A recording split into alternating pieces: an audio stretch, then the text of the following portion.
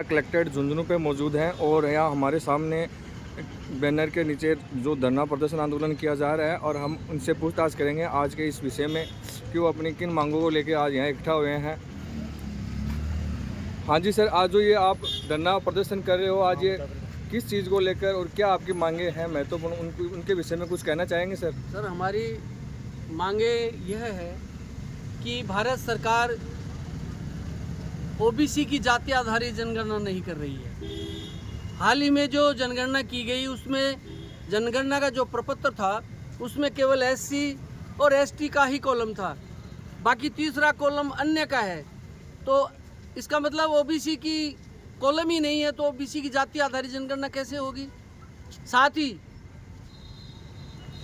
SC ST OBC जो बहुत बड़ा वर्ग है, भारत में सबसे ज़्यादा संख्या है इन लोगों की, 85% से अबव के लोग हैं, उनके साथ ये सरकार धोखा कर रही है। यूजीसी को लागू नहीं कर रही, ईवीएम के द्वारा सरकारें बन रही हैं। हमारी जो सरकारी स्कूलें थी, गरीब लोग जो पढ़ते थे कम फीस में, उन सभी स्कूलों को बंद कर दिया गया। विडंबना है कि हमारे झुंझुनू जिले में लगभग 440 स्कूलों के आसपास मर्ज कर दी गई। कोई भी जनप्रतिनिधि, किसी भी नेता ने इन मर्ज स्कूलों के विरोध में कोई आवाज़ नहीं उठाई। इसका मतलब वो कठपुतली बने हुए हैं और वोट हमसे लेते हैं और कठपुतली बने हुए हैं, हमारी बात नहीं करते हैं। सबसे बड़ी बात यह है कि आज हम राष्ट्रीय पिछड़ा वर्ग मोर्चा बैनर के तले मान्यवर कैप्टन मोहनलाल जी के नेतृत्व में ओबीसी की जाति आधारित जनगणना का ज्ञापन हम देने के लिए कलेक्टर साहब के पास आए हैं और हम ज्ञापन के माध्यम से सरकार से मांग कर रहे हैं कि आप जाति की आधारित जनगणना करो, जाति आधारित जनगणना करो, ताकि जिसकी जितनी संख्या है उतना उसको अधिकार मिले, उतना उसको उसका हक मिले। मान्यवर चौधरी विकास पटेल साहब जो हमारे राष्ट्रीय अध्यक्ष हैं ओबीसी राष्ट्रीय वर्ग मोर्चा के, उनके नेतृत्व में पूरे भारत में सभी जिला मुख्यालयों पर आज ये राष्ट्रव्यापी चरणबद्ध आंदोलन के तहत तीसरा आंदोलन है, जिसके लिए हम आज एकत्रित हुए हैं।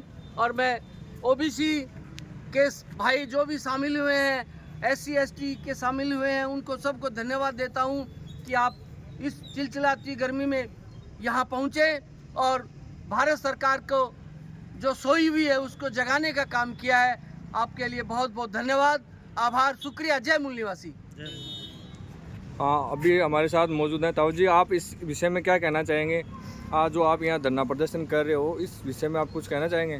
देखिए, मैं सबसे बड़ा आपके माध्यम से आम जनता को, एससी एसटी ओबीसी और माइनॉरिटी के लोगों को बताना चाहता हूँ कि वामफेस अम्बेडकर जी के द्वारा बनाए गए संविधान की रक्षा के लिए दिन रात जो मेहनत कर रहे हैं, उन्हीं की गाइडलाइन पे ये देश में आंदोलन चल रहा है। और अभी मैं इनके आरक्षित वर्ग को सभी से कह देना चाहता हूँ, हमने बहुत हाथ जोड़े हैं, हम हाथ जोड़ते जोड़ते थक गए हैं।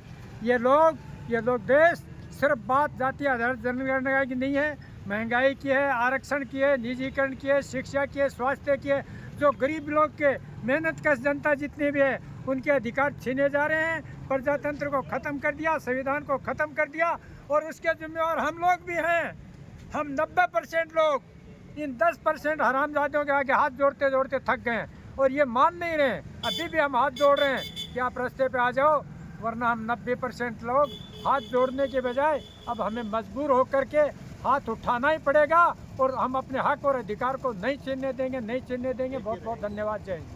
बोल 85, बोल 85, बोल 85।